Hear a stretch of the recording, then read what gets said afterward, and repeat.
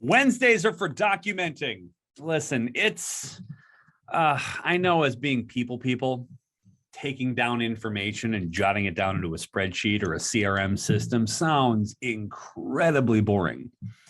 What sort of fun stories can't you tell when you're sort of database hopping from like, must put things in there, but this is literally one of the most important things that you can do as a fundraiser and as a nonprofit leader is understand what you just heard, what conversations you just had, putting them into some sort of system, whether it's a cocktail napkin, whether it is a sophisticated database or a spreadsheet, and then using all that information to become as analytical as possible when you are pursuing a better relationship for a donor. I know it sounds like the opposite of having a flamboyant personality and a really good storyteller, except all the stuff that we document from all the meetings that we have and all of the insight we can gather makes you a better fundraiser.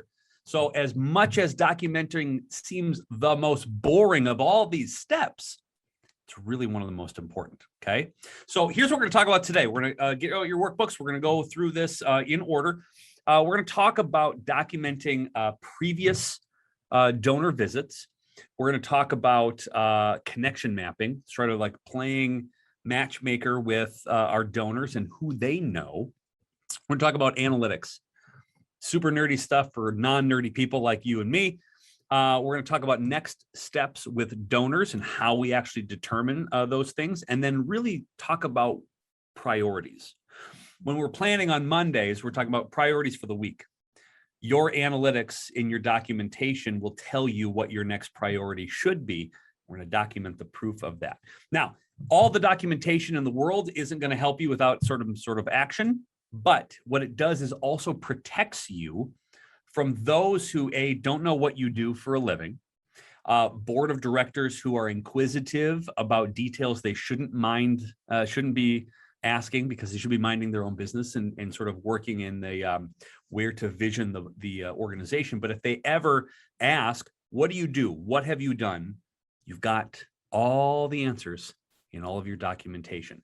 Yes, it's a cover your own rear end sort of thing, but it's also a benefit because if you don't do this, I don't think you're going to be as good of a fundraiser as you think you are. So let us start at the start. Let's talk about notes from previous donor visits. This is the stuff that you are going to put into your database or spreadsheet or wherever you're going to put information, okay? Question number one, what did you learn from your donor meetings and conversations this week? Typically, we want to ask better questions. We want to know things that are outside of the scope of just their checking account. We want to figure out what their family is like, what their business is like, what their loves and hopes and dreams and excitement and vision for the future are. That helps us determine where we put them in the pantheon of space that we have at our disposal in our nonprofit. So it's what did we learn?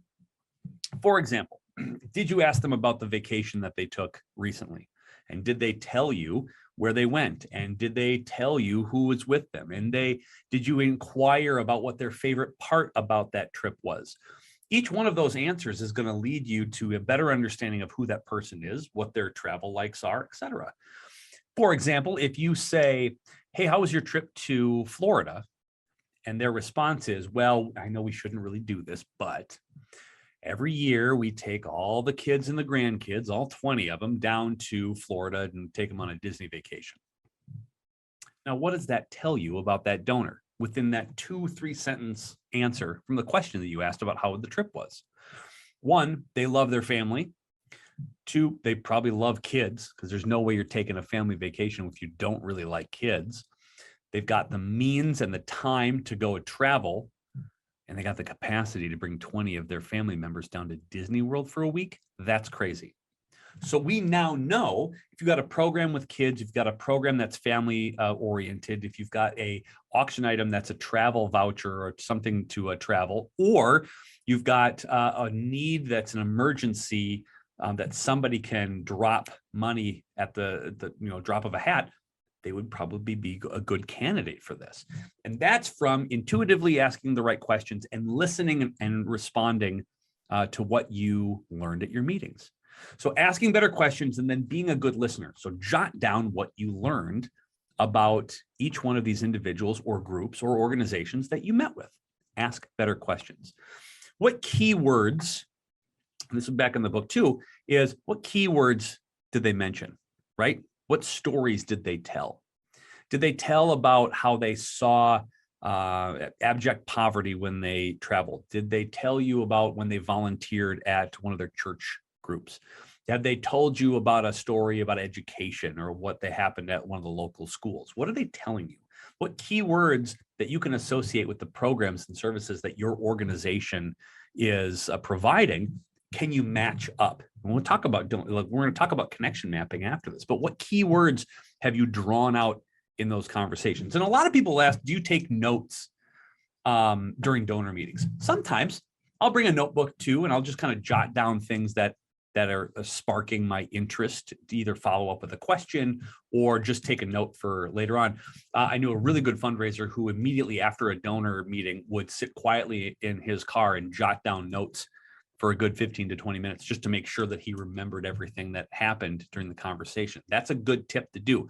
But then you're matching keywords. What was brought up in conversation that you could follow up on for your next time that you meet your donor? What questions did you ask? And even better, what questions did they ask of you? Jotting those down are very important because you are going to understand where their inquiries are, which means what they're caring about, and then what their answers were. What questions did you ask them? Were their responses good? Were they ho-hum? Using an arsenal of questions that you just have in the back of your brain or written down somewhere is really good to maintain because you just want to have a sort of a laundry list of things that you can, at a moment's notice, whip out. And that begins a really interesting dialogue with your donors. And I think it's super important. Did you connect the dots to any potential donors to the specific program that you have? Do you have something for kids, and did they mention kids, and did you align them correctly? Jot that down, document that. And any dates you need to jot down to remember for follow-up. And that's part of our assignment here is what are our priorities for next meetings? What dates did you say you'd get back to them by? What meeting date or around what time did you say you'd follow up? Did they ask you a question you didn't have an answer to that you said, hey, I will get that in follow up? What date did you tell them? Jot that down so that you can follow up. And the key for a goal in documenting this week is carve out 30 minutes of time and just sit down in your CRM or on your database sheet and just write. Block out everything, shut off social media, and just sit down and type out your experiences, what you remember about each one of those donor meetings that you just had on a Tuesday. And now you're documenting all of that action as well. So you just want to make sure you carve out the time to do it. Speaking of connection mapping, one of the most important things that you can do within documentation is, you ever watched one of those How to Catch a Killer shows on Netflix? And usually there's a big picture of the bad guy in the middle, and then all those red lines that they've drawn to all their goons and minions that they're trying to get to the boss. Think about you're doing that. I think it's probably a good analogy, right? Yeah, think about doing that, but opposite, right? Who else do they know? What connections can you mark? What businesses do they own? What businesses are they connected to? Do they like restaurants? Do they know people? Did they name people in conversation that they might have access to or would be interested in introducing you to? So what you want to document is, did they name somebody? And do those names come up on other people's donor lists? Are they names of people whose family names might be on buildings somewhere on campus or at a new church building? Are those the type of names that they're dropping? Are there other ways that you can drop off a sponsorship kit or you can use as leverage for there? What donor lists are coming up in casual conversations that you can connection map? And then really what businesses that give locally? That might be another interesting route to document as well. What, are you a member of the Chamber of Commerce? Well, you should be, because you get a list of businesses. That's your soft approach into them. Like, hey, I'm a chamber member too. I'd really like to know what you do as a business. Don't ask them for money out of the gate. But as part of that, at least you've got a list of businesses to start and you know who their contacts are, that's a really good list to document and write. And then any other previous donor conversations, have you mapped those out, right?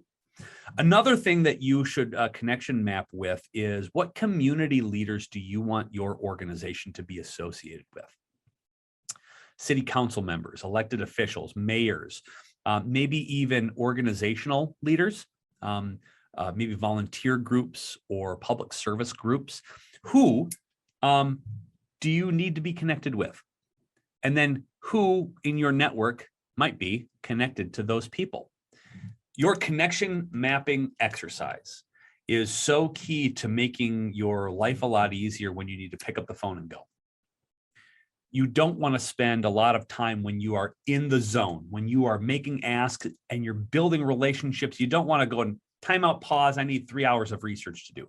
Take time on Wednesdays, document and connection map every week. And so that you can go back to the well, you can go back to your CRM, you can go back to your spreadsheet, and you can start, oh, wait a second. I know that this person is connected to whom.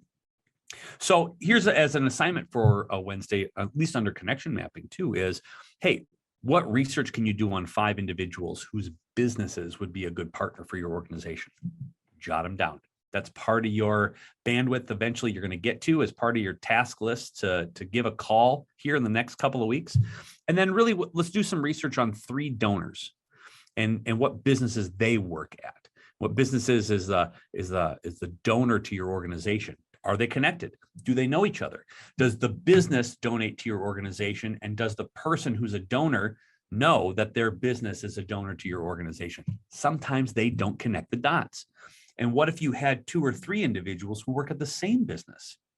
If you're connection mapping correctly, all of a sudden, all of these wonderful roadmaps to a bigger gift to corporate entities becomes a lot more viable because you've done your research. And that's unbelievably necessary when you are documenting and just taking time to jot down as much information as you possibly can to make you the most effective fundraiser ever, okay? This actually leads into the analytics part. And I know that as storytellers and relationship builders, analytics doesn't seem like a sexy thing that we should be concerned with, except it makes all of your storytelling more legit. A lot of times we will we'll exaggerate for the point of a story, right? I know you do. I do as well. So it's always nice to back it up with data. And it's always nice to back up your stories with legitimate, hard-hitting facts of impact. And so one of the things that you can use your data and your documentation is be more purposeful with that by which you are having meetings with people. Should you be meeting with this person? I don't know. Have they given any time in the last 3 months? I don't know. Have you done research on that? You probably should. So let's talk about this. What donors have spiked in gifts in the last year? What donors have spiked in the last 90 days? Have you seen a gift came in that seemed weird to you? You should know that by looking in your data and documenting that this is interesting. This donor who traditionally gives $25 gave $100, and I'm not sure why. Now, what is that going to prompt you to do? Not email, no. Pick up the phone. Hey, Betty, I'm so grateful for your gift of $100. I am so grateful for you to make maximum impact of the programs and services that we provide. I'm curious what sparked this donation today, because it sparked joy in our department. And I wanted to A, say thank you, but B, I'd love to know what sparked your gift.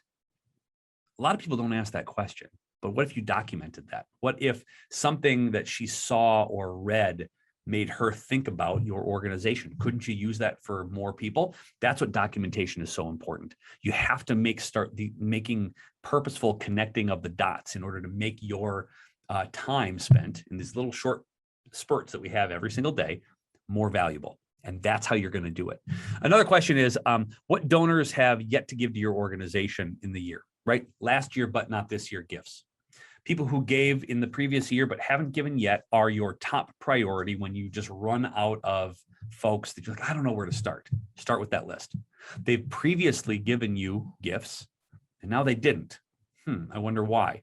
Did you not spend time thanking them enough? Did you not spend time showing appreciation? Did you not spend time showing where the impact went? Now's a good time to make that up. And you'll know that because you've documented all of those gifts. Do some research in your CRM. Do some research in your spreadsheets of donors that have come in the past. Another one is what donor has given a second gift in the year. To me, a second gift within the year is a good indicator that they really like what you're doing. Really like it.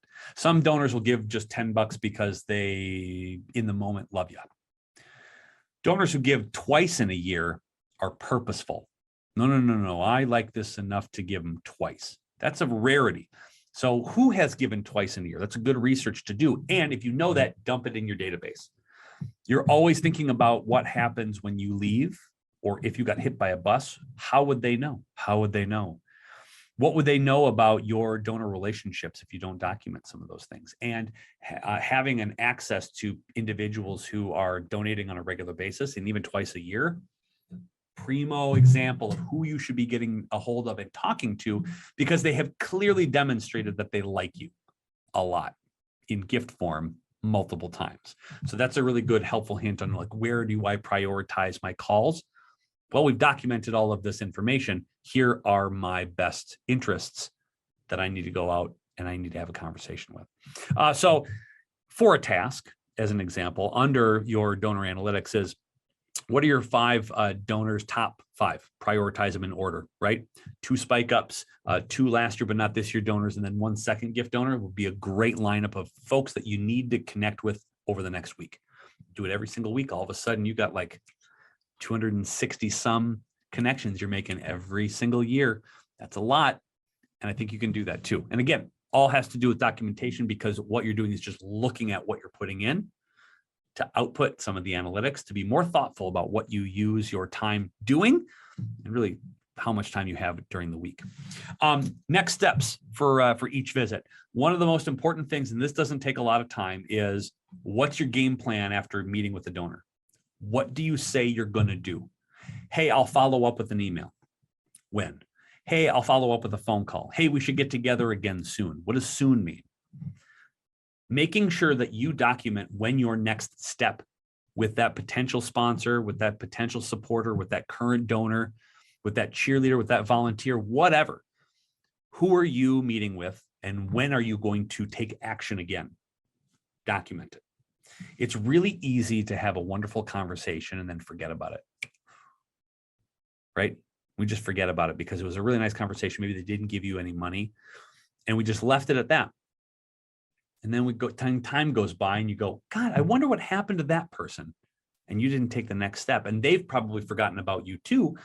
So it's really important to purposefully map out the time that you're going to follow up.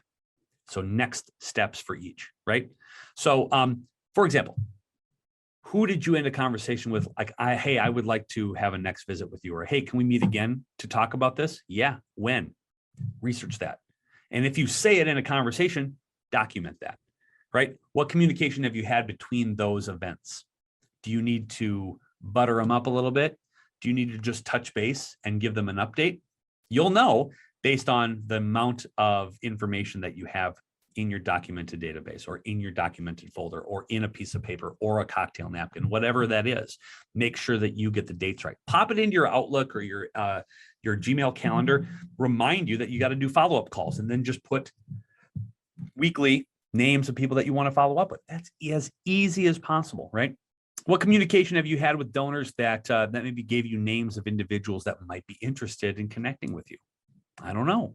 This is something also that you should document as well. If people give you names, do your due diligence to follow up fairly quickly, and then you can build momentum on top of those. And then, hey, have you put into place any recent donations?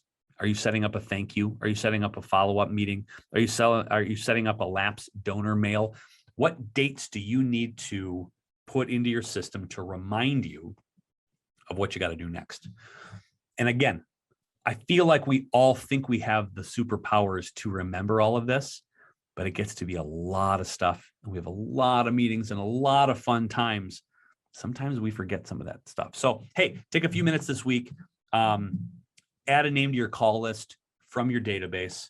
What's the next step? Or look at your future steps and then just make sure that it's jotted down in your tasks so you don't forget.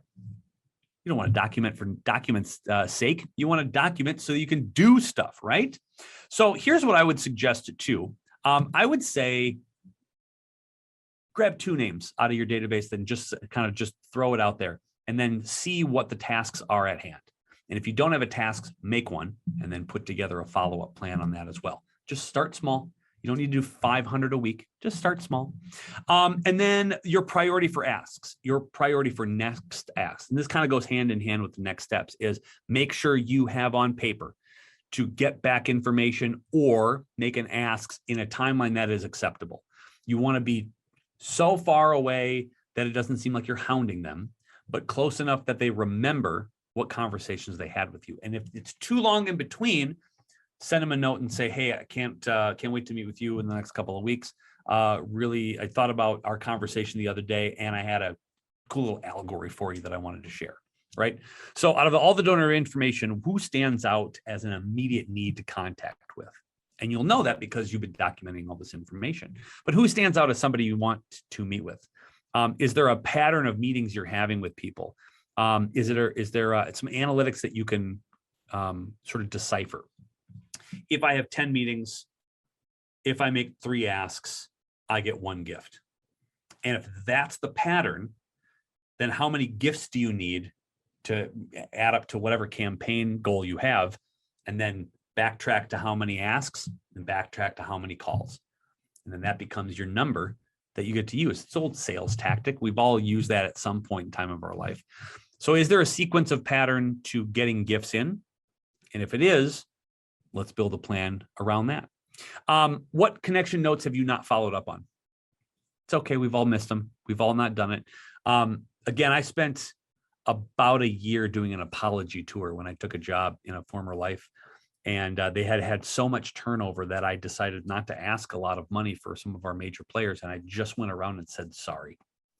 We didn't keep up with anything, that we didn't follow up on anything. And I just wanted to A, say, sorry, we haven't been in touch. B, tell me your story. Maybe that's what you have to do. So prioritize your donor meetings based on whatever donor information you have. And that becomes your priority for next asks. And that's really where documentation ends. Previous donor minutes, previous donor conversations, you got to get into your system. You have to start connection mapping and listening for clues on who has a connection to somebody that maybe has a connection to somebody else. You know, you're always playing 6 Degrees of Kevin Bacon. Is it 6? Same thing with donors. Who knows the person who's the biggest business leader in the state? Probably one of your donors, and there's probably 6 degrees of separation between that person and the other person. Figure it out. Take some time to do that. What are your analytics? What's your analytics telling you? What are your numbers telling you? What is the data telling you? What are your next steps? And then really prioritizing what your asks are based on the amount of information that you have given. And again, this is something that is on the surface pretty boring because it involves numbers and maybe data, things that you don't. But without it, your game plan lists. And then you're just sort of guessing what you should do next or guessing what you remember that they said. It's really important to take time out per week and document some of your successes, document some of your challenges, document some of the things that your donors say so that you can go back and look at it and say, okay, how do we frame out this week? What else do we need to do? Based on my notes, we got to do this, this, and this. And that, my friends, is documenting. We do documenting on Wednesdays.